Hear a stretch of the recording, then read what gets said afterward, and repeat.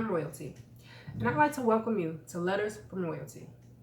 Today, I'm going to continue from last week's video titled, Don't Let Your Child Be Misdiagnosed.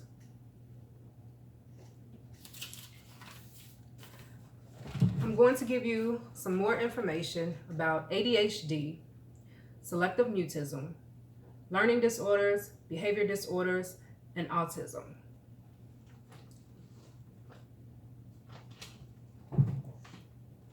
ADHD, which stands for Attention Deficit Hyperactivity Disorder, was formerly known as ADD, which stands for Attention Deficit Disorder. In 1987, the standard name ADD was changed to ADHD. The H, which stands for hyperactivity, was added in order to be able to prescribe children with medication. You can't prescribe medication to make a child pay attention and focus, but you can prescribe medication if you diagnose a child's condition as behavioral. Some symptoms of ADHD are squirming in your seat, fidgeting with objects on your desk, tapping your hands and feet, talking excessively, having trouble waiting your turn, interrupting others in conversation, and intruding on activities. ADHD also includes a combination of difficulty sustaining attention, hyperactivity, and impulsive behavior. Most children are diagnosed as early as 3 years old through 12 years old. ADHD is diagnosed based on a psychologist's opinion, not a factual test like test results from blood work or x-ray results. Parents, your opinions matter too. These behavioral characteristics that I just described are typical behaviors of mentally and physically healthy children, especially a child who is between the ages of 3 to 6 years old. Children are energetic, impulsive, and impatient, and they don't like to sit in one spot for a very long period of time. It is not right to sedate children to stop them from being who they are, children. Let a child be a child. This is why it is so important that children go outside for recess so they can run around and release their energy. Inside playtime is also important.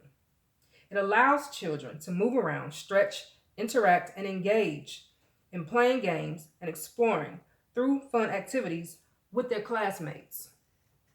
Teachers, you have to be creative and implement multiple interesting methods to teach children, to keep them interested and ignite a desire within children to make them want to learn. If you can't handle working with children, I would suggest you find another career in another field.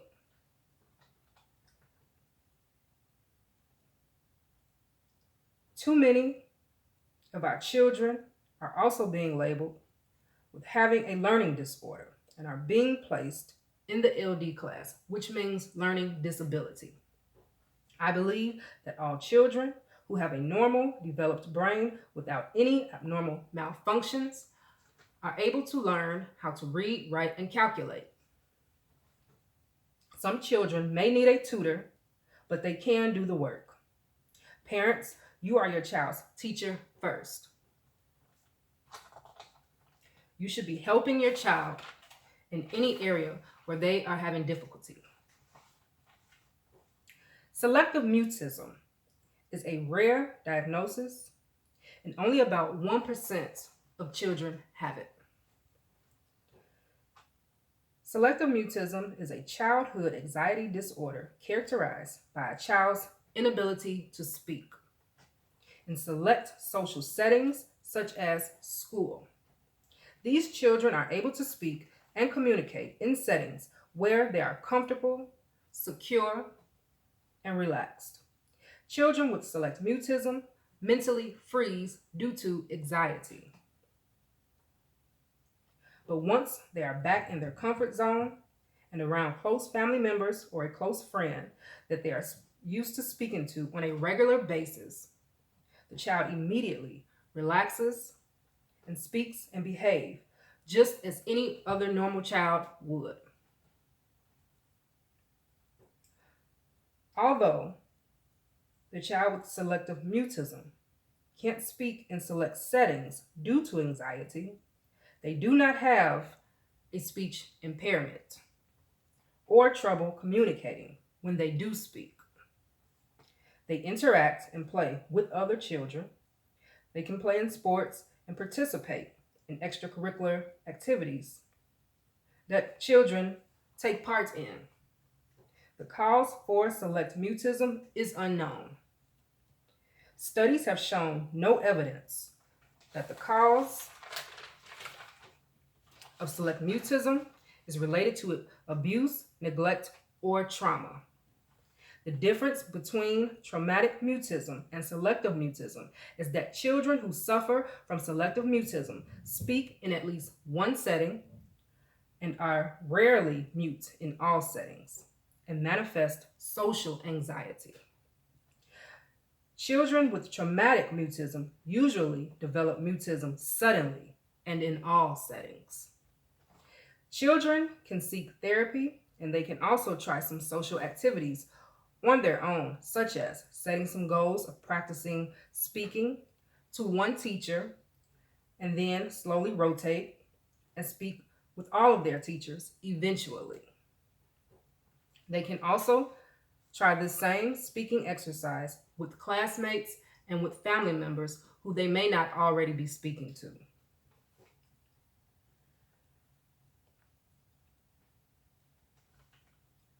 Many adults have overcome selective mutism by using these strategies and without medication administration. Selective mutism is not as well known about as other diagnoses. Some doctors, psychologists, therapists, and school staff members may have never heard of it. Some professionals may even confuse selective mutism with autism. A major defining difference between the two disorders is the distinguishing fact that autism characteristics do not turn on and off. A child with autism displays their behavior 24/7, no matter the setting or who's around.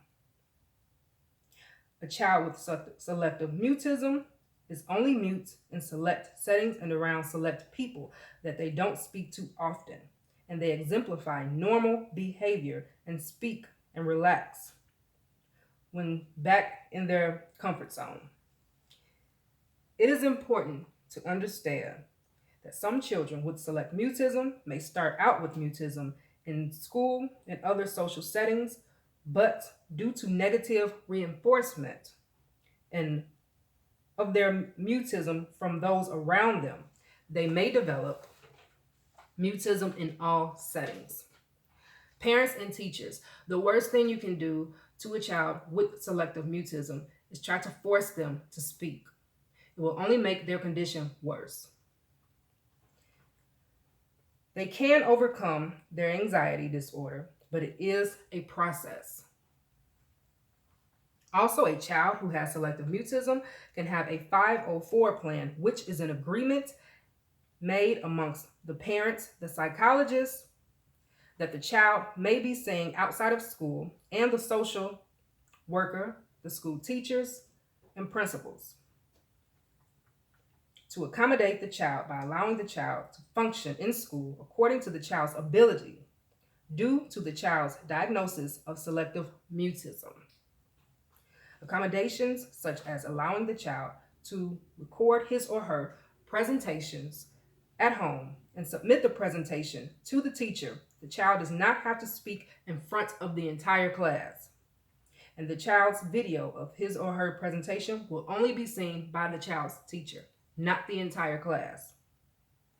Also, the child can be given a small chalkboard in order to write down their answer instead of speaking the answer out loud. If the child is participating in a class exercise, such as a spelling bee, the child can be allowed to use a smartboard. My family member used this method and she actually ended up winning her spelling bee in her class.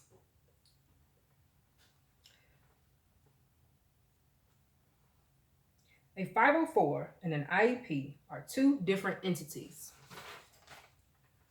The 504 is to enforce the school staff to accommodate a child who has normal cognitive ability but need accommodations to be able to function in school according to how they can express themselves within the limits that their diagnosis will allow them to in a regular class setting to reach academic success.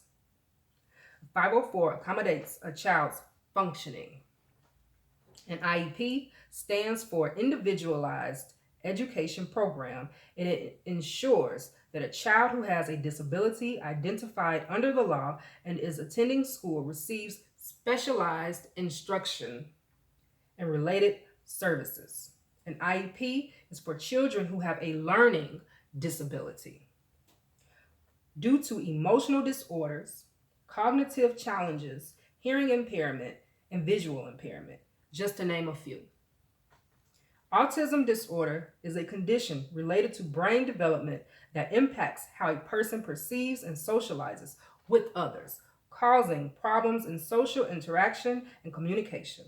Some children show signs of autism in early infancy, such as reduced eye contact, lack of response to their name, or indifference to caregivers.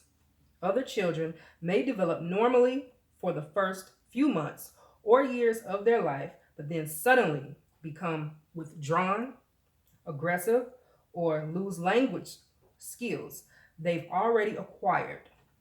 Signs usually are seen by the age of 2 years old. Signs and symptoms of children with autism are: fails to respond to his or her name, prefers to play alone, has poor eye contact, and lacks facial expression, doesn't speak or has delayed speech, or loses previous ability to say words or sentences.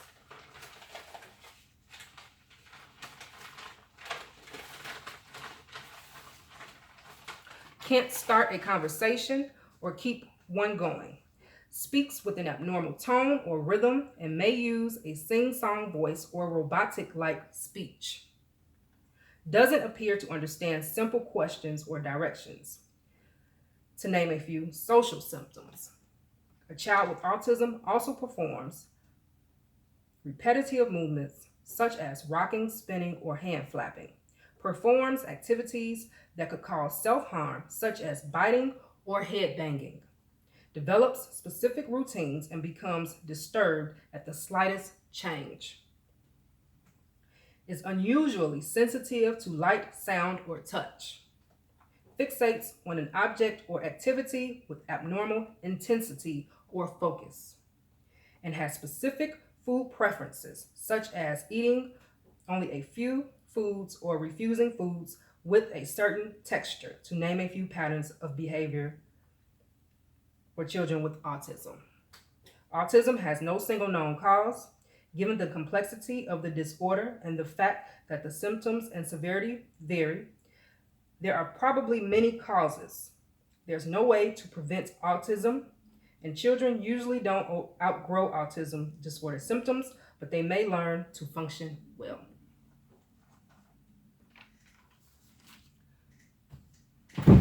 With the information I shared, I hope that you are enlightened. And on that note, until next time, be blessed. Remember to bless others. Also, remember, God, culture, and knowledge are the three components of mind power.